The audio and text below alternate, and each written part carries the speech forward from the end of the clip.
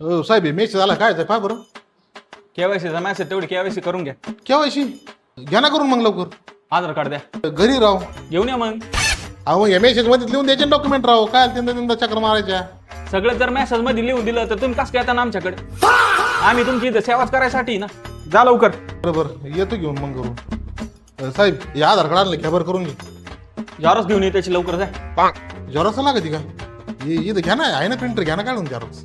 अरे बँकेचं प्रिंटर ते घ्या ना साहेब इथं एक रुपयाचं लागन राव. घ्या ना लय लांब जावं लागेल मला. जा ना साईडला. आलो. हो साहेब आधार कार्ड आणली झेरॉक्स जरा बरं. पॅन कार्ड घे. पॅन कार्ड लागत अरे झेरॉक्स घे.